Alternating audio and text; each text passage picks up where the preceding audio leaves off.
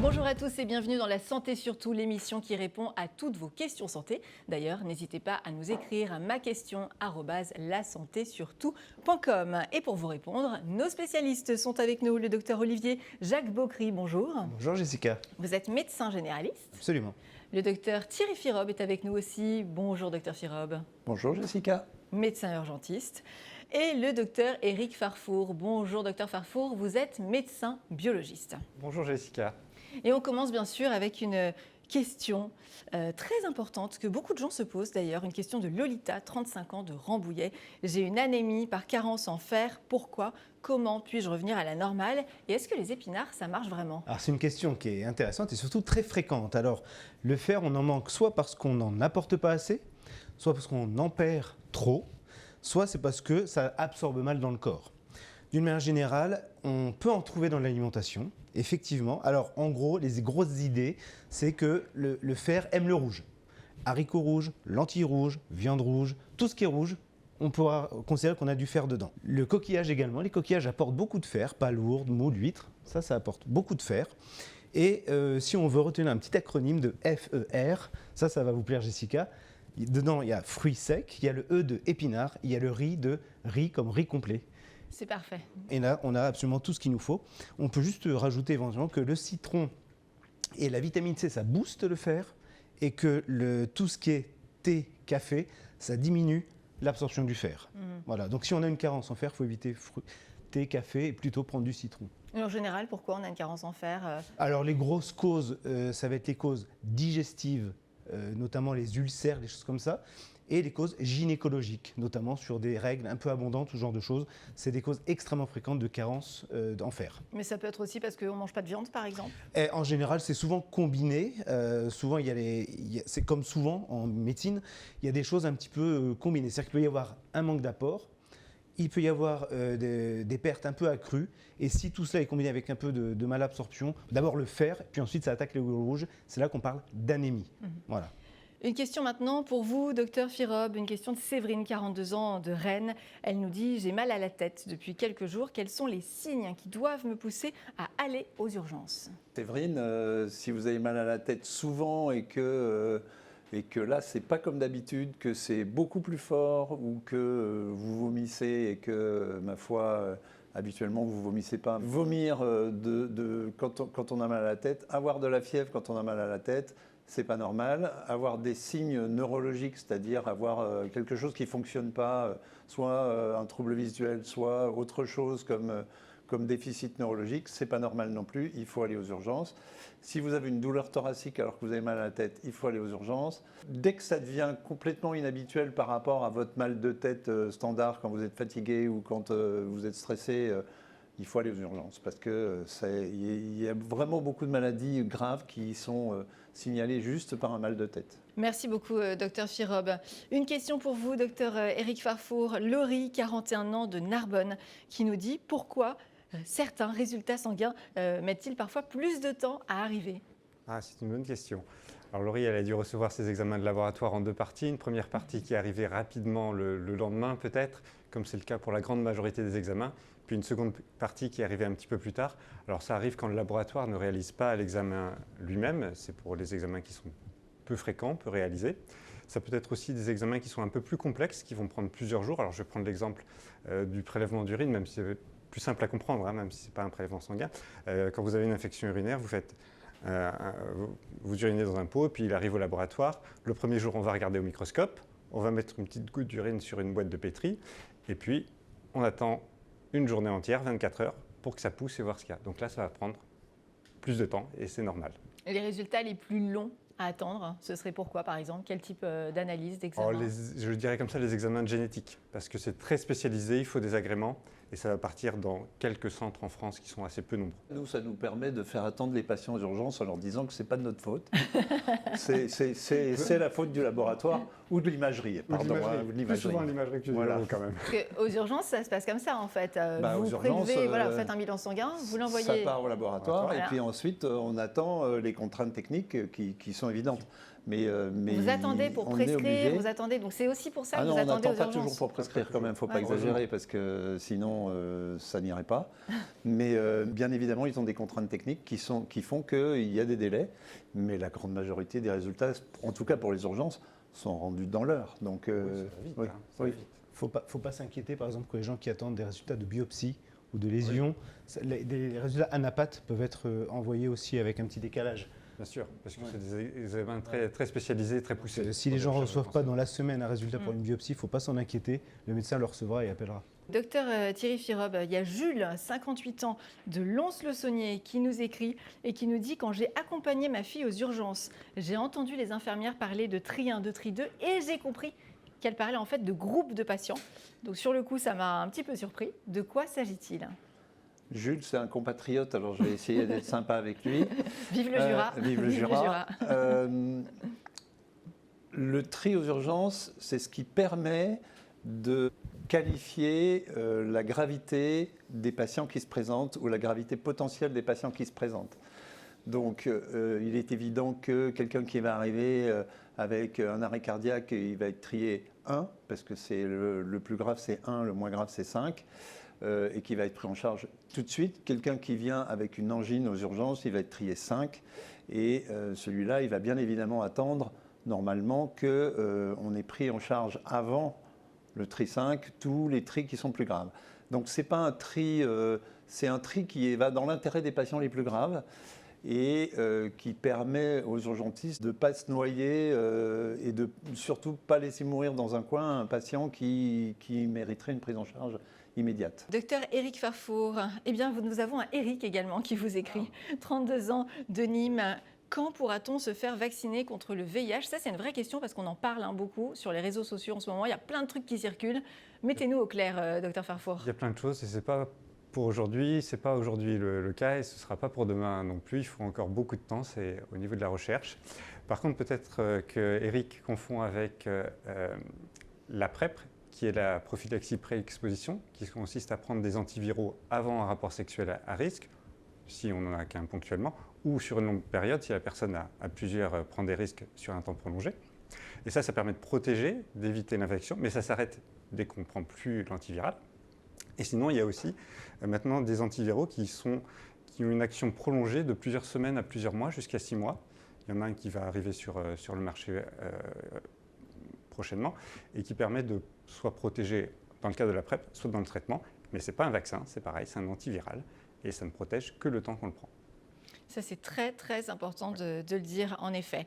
Et la meilleure protection contre le VIH, faut-il le rappeler, c'est le préservatif. Oui, parce qu'effectivement, il y a une recrudescence, enfin en tout cas, plus Chez les jeunes, exactement, il y a une diminution de Ouais. l'usage en fait, Ouais, du préservatif. ouais. Et effectivement, la PrEP protège, entre guillemets, en tout cas, est ciblée sur le VIH, mais effectivement, ça ne protège pas contre les chlamydia, les mycoplasmes et tout autre. Donc, effectivement, il vaut mieux envisager une ceinture et bretelles, comme on dit, effectivement, PrEP plus préservatif. Voilà. Soyez prudents. En même temps, si tu as le préservatif, tu n'es peut-être pas obligé de prendre la PrEP. Sauf si tu es vraiment très inquiet. Très inquiet, mais parce que je vois parfois des populations de patients pour lesquels l'usage du préservatif peut être un peu traumatique. Puis il peut casser aussi. Exactement. C'est pas du 100%. Et quand il y a une rupture de préservatif, effectivement, et d'autant que la PrEP protège entre guillemets, ça ne protège pas les partenaires, etc. C'est-à-dire que si on a soi-même une pathologie, voilà, on peut la redonner. Donc, ce n'est pas une démarche égoïste d'avoir une intimité, c'est une démarche qui est un partage. Et donc, il faut effectivement se protéger le partenaire. À tout moment, vous pouvez nous envoyer vos questions à maquestion@lasantésurtout.com. Et si vous le souhaitez, eh ben, on vous prend au bout du fil. Et c'est le cas. On a une question pour vous, docteur Olivier Jacques Beaucry. Une question de Lucille, 51 ans, de Vincennes. Bonjour Lucille. Vous avez une question à poser à nos spécialistes. On vous écoute. Bonjour à tous. Oui, je vous appelle parce que je voudrais vous demander, voilà, j'ai souvent la langue blanche. Et je voudrais savoir si c'est le signe d'une maladie quelconque.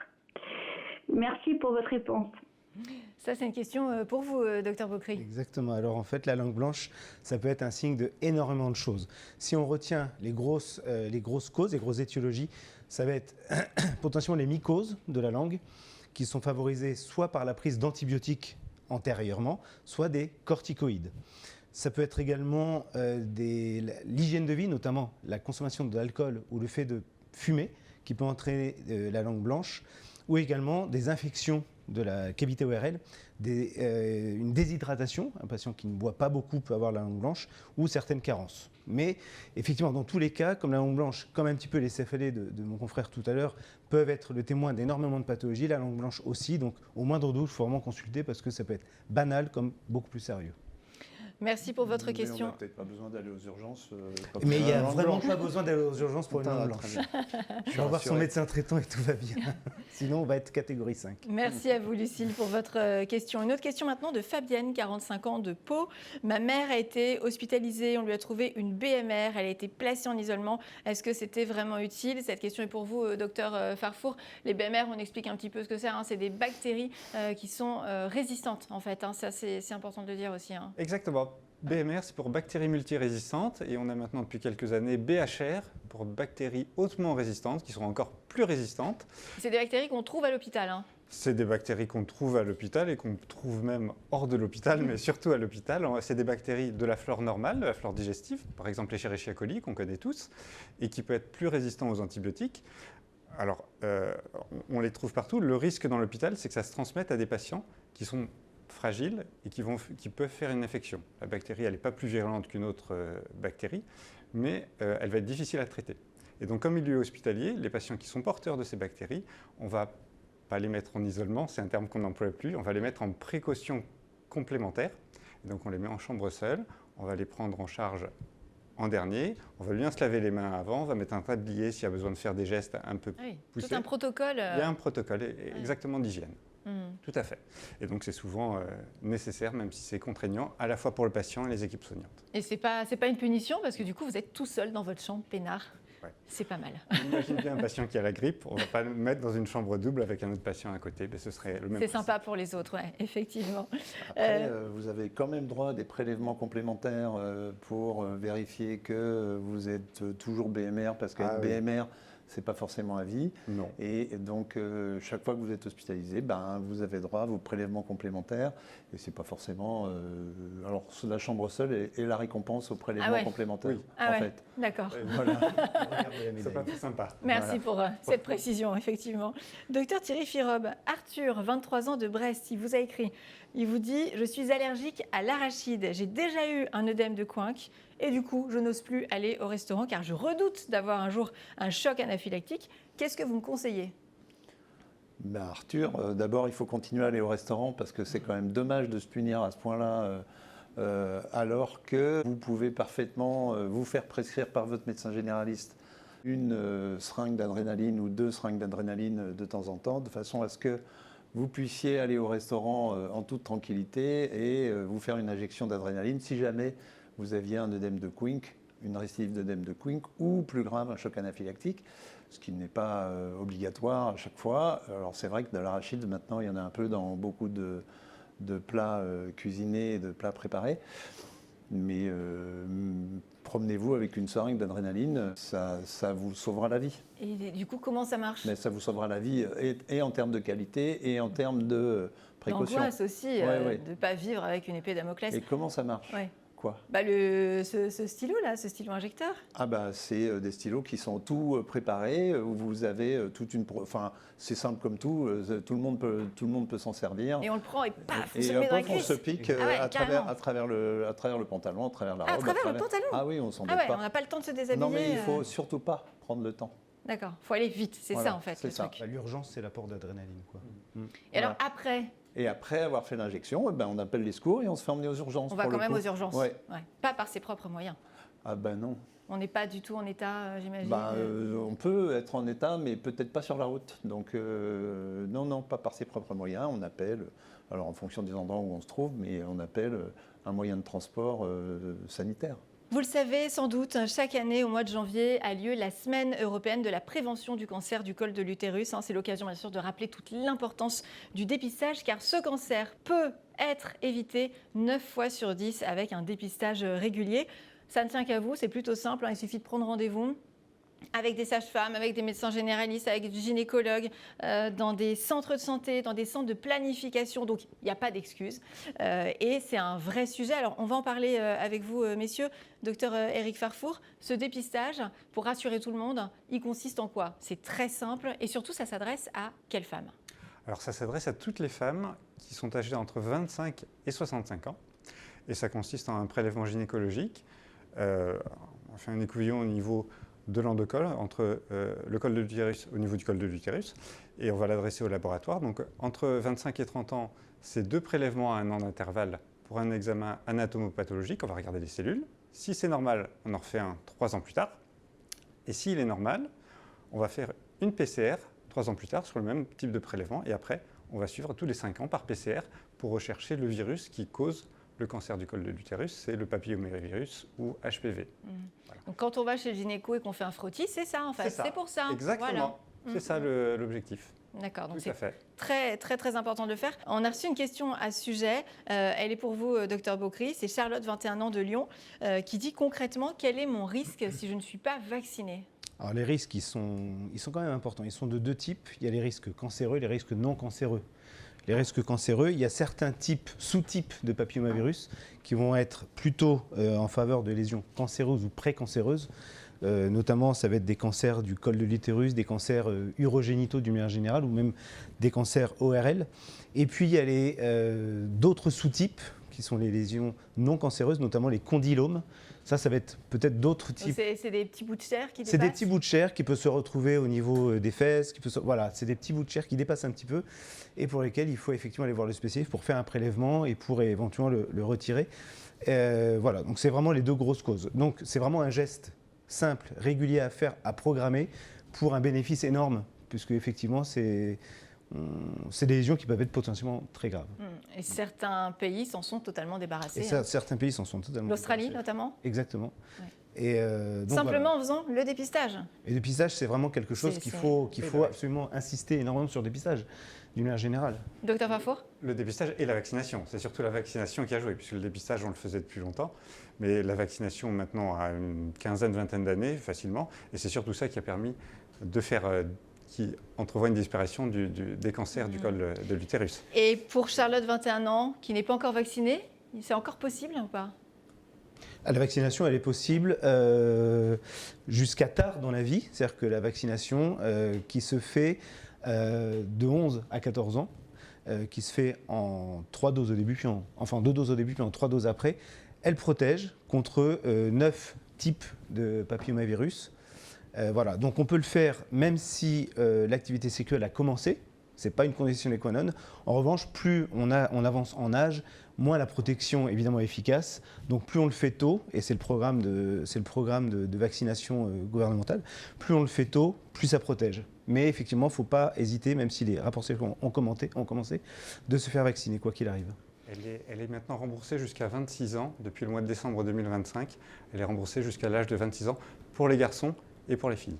Formidable. Et en France, la couverture vaccinale, c'est-à-dire la proportion de personnes qui sont vaccinées contre le papillomavirus, est encore très basse par rapport à nos voisins. Elle est à environ 50% pour les jeunes, pour les adolescents. On peut faire mieux. Ah oui, et on compte aussi sur les parents, sur les lycées, pour vraiment communiquer, inciter.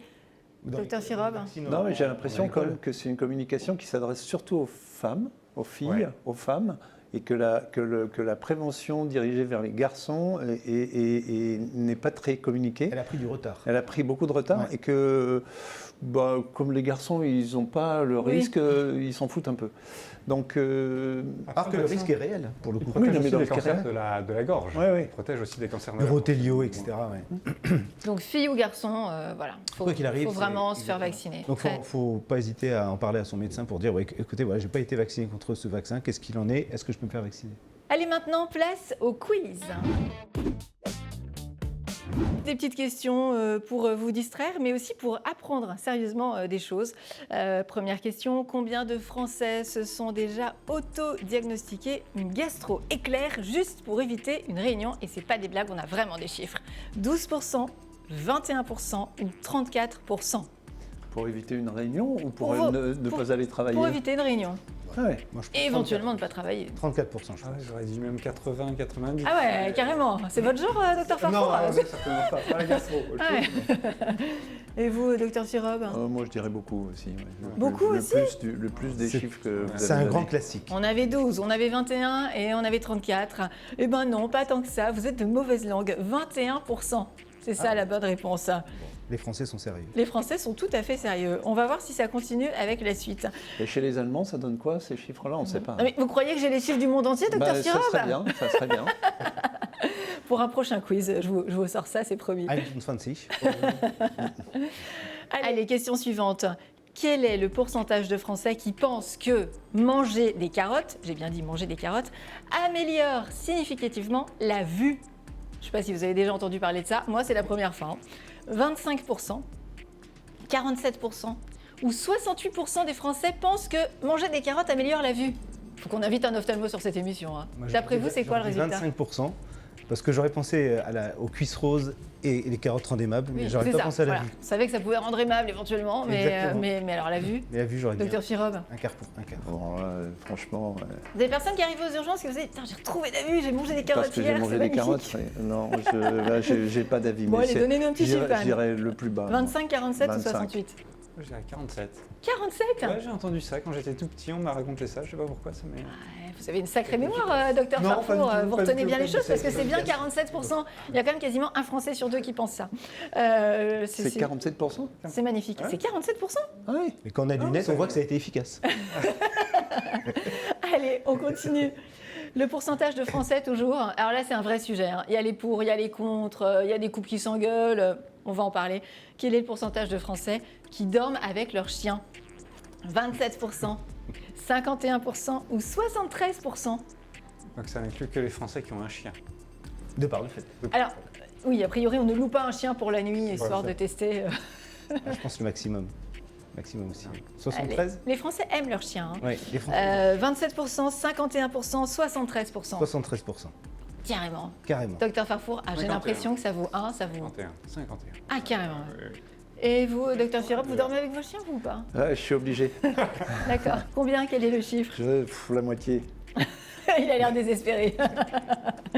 Eh bien, tout à fait. Vous avez parfaitement raison. Sauf vous, hein, docteur Bocry, désolé.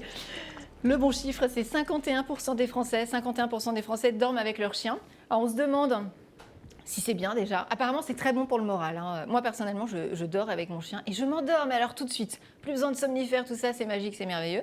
Est-ce que vous pensez que c'est un peu gênant pour la santé? Enfin, personnellement, j'ai jamais attrapé une maladie, mais ça peut arriver?